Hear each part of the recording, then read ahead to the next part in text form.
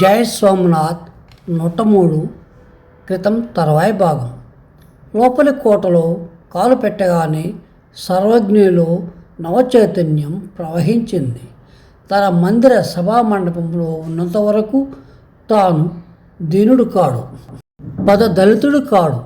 ఇక్కడే ఆయన 40 సంవత్సరాలు హృదయాలను మనస్సులను ఏకఛత్రంగా పరిపాలించాడు. ఇక్కడే కూర్చొని మహాచక్రవర్తుల ఆర్ఘ్యాలను స్వీకరించాడు. ఇక్కడ కూర్చునే సమస్త భారతవర్షంలో విద్య సంస్కారాలను శాసించాడు.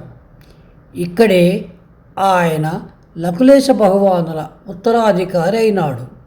ప్రపంచానికి ముక్తి కూర్చేందుకు మహామంత్రం జపించే వ్యక్తి తాను. సర్వజ్ఞుడు తిరిగి ఎప్పటివలే మహాగౌరవంతో భాషించనారంభించాడు. గంగ చోళతో పాటు వణుకుతూ భయపడుతూ వచ్చింది. చోళ భీమదేవుడిని చూచింది. అప్పుడే తన చావుకు ఉపాయం ఆలోచించుకున్నది. ఏడుస్తూ గుండెలు బాదుకుంటూ భీమదేవుని మీద పడిపోయింది చోళ. గురుదేవుడు ఒక నిట్టూర్పు విడిచి ఎప్పటిలాగా ప్రశాంత చిత్తంతో గౌరవంతో నిల్చున్నాడు. చోళ, మనం అనుకున్నది ఒకటి, విధిలిఖితం మరొకటి అయింది. లే తల్లి, విచారించే లాభం లేదు. ఈ కోట కూడా ఇక పడిపోతున్నది. మ్లేచ్చులు లోపలికి వస్తారు. నీవు చోళవు కావు, అనలివాడ ప్రభువుకు మహారాణివి. మ్లేచ్చులు నీ శరీరం తాకముందే అగ్నిప్రవేశం చేయటం నీ ధర్మం. చోళ పిచ్చిదారి వలె చూస్తున్నది. మహారాజు మరణించాడు. తన జీవనజ్యోతి ఆరిపోయింది. మహారాజు ఎప్పుడు గతించారు? ఇంకా కొనవపరి ఉంది. ముందు నీ ఏర్పాటు చేసి ఆయన బ్రతికేది లేదు చూస్తా. గంగా, చోళాలు త్వరగా సిద్ధపరచు. నేను కట్టెలు పేరుస్తా. దీనికి పరలోకంలోనే సుఖం రాసి ఉన్నది. మరి మ్లేచ్చుల చేతుల్లో నీవు కూడా పడటం మంచిది కాదు.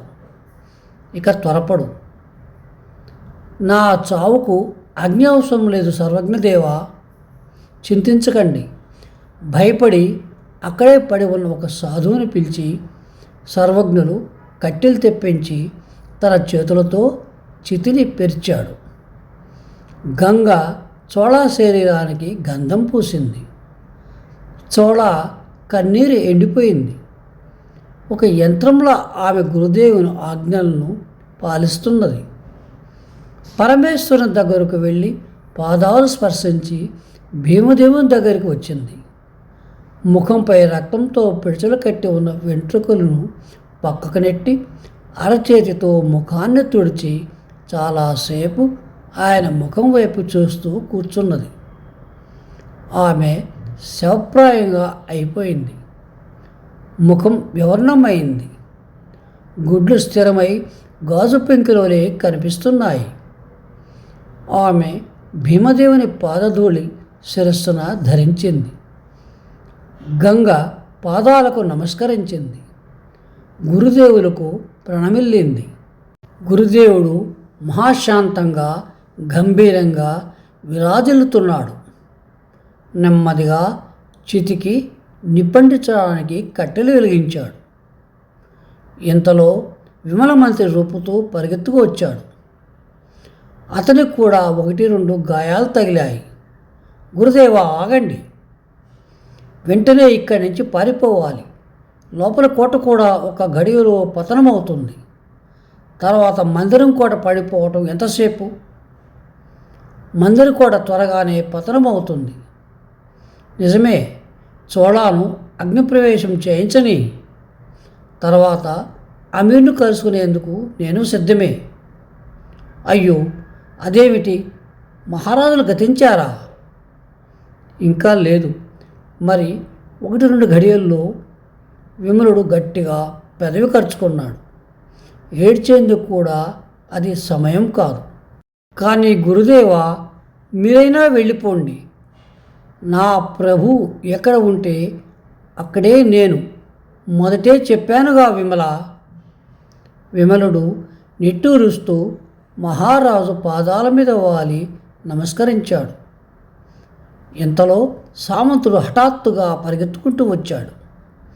సామంత, నాయనా, నీవా? ఇప్పుడిక్కడ? అవును, ప్రభాసం పడిపోయిందని తెలిసి అందుకనే వచ్చాను. బయలుదేరండి. సముద్రం వైపు ద్వారం తెరిచి ఉన్నది. నావలు సిద్ధంగా మీకోసం ఎదురు చూస్తున్నాయి.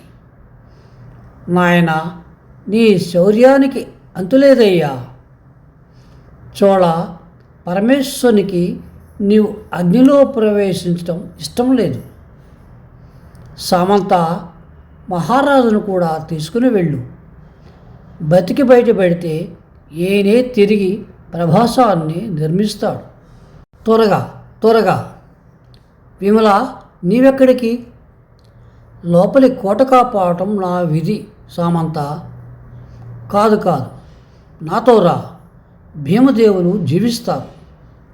జీవించకపోయినా చనిపోయారని ఎవరికీ తెలియకూడదు. వీరి పేరిట అమీర్ను సర్వనాశనం చేయవలసిన కర్తవ్యం మిగిలే ఉన్నది. నీవు లేకపోతే గుజరాతం ధైర్యం కోల్పోతుంది. రా త్వరగా. విమల, సామంతుడన్నది నిజం. నీవు భీమదేవుడు ఇద్దరూ జీవించి ఉంటే గుజరాతం తన భస్మంలోంచి తిరిగి లేచి నిల్చోగలుగుతుంది. అమీరును సర్వనాశనం చేయగలుగుతుంది. కానీ లేదు, గీనీ లేదు. ఇది నా ఆదేశం. పో, త్వరగా పో. మరి మీరో గురుదేవా? అనవసరంగా సమయాన్ని కోల్పోకండి. నేనిక్కడే పరమేశ్వరుని సన్నిధిలో ఉంటా. మహావేగంగా సామంత, విమలులు మహారాజును ఎత్తుకొని చోళాతో సహా వెనకటి ద్వారంలో నుంచి వెళ్ళిపోయారు. సర్వజ్ఞ ప్రభు అందరి ఏర్పాట్లు చేశారు. ఇక నాకేమి చెప్తారు స్వామి? ఏమిటి? గంగ శిరస్సు వంచింది. మీరే నాకు ప్రాణం, గురువు, దైవం. ఇన్నాళ్ళు మీ చరణాలు ప్రాపణనే జీవించాను. ఇక మరణించినా అక్కడే. ఇంతలో పిడుగుపడ్డ ధ్వని వినిపించింది. వెంటనే అల్లాహో అక్బర్ అనే నినాదం కూడా దిశలా ఆక్రమించింది. ఇక కొన్ని నిమిషాలు మాత్రమే మిగిలాయి. నా విన్నపం ఒకటి ఉంది. మీరింతవరకు ఎవరినీ మీ చేతులతో హింసించలేదు. కానీ నేను చావలేని పక్షంలో మీ చేతులతో నాకు మోక్షమిప్పించండి గురుదేవా అంటూ గురుదేవుని చరణాన్ని గంగ తన శిరస్సును ధరించింది. సర్వజ్ఞ హృదయం తరంగితమైంది. నేల మీద పడి ఉన్న గంగ ముఖంలో జీవితం అంతా ఏకనిష్టతో చేసిన భక్తి సాధనను ఆయన గుర్తించాడు. తర్వాత క్రిందికి వంగి ఆమె తలను ఆప్యాయంతో నిమిరి, గంగా, నీకు కైలాసం లభిస్తుంది అని దీవించాడు. మందిరకోట బయట అల్లరి చెలరేగింది. సింహద్వారంలోకి శత్రువులు చొరబడుతున్నారు. అల్లాహో అక్బర్ అనే ధ్వని మరింత సమీపాన వినవస్తోంది. గంగ తలలోంచి బంగారు దివ్యని తీసింది. దాని పండ్ల పొదను చేతివేళ్లతో పరీక్షించింది. తర్వాత వేగంగా మెడలో పొడుచుకున్నది. ఒక్క ఆర్తనాదం, ఒక్క ధ్వని, గంగ నేలకొరిగింది. చనిపోతూ కూడా ఆమె తన స్వామికి హింసాదోషం సంక్రమింపచేయలేదు. సశేషం.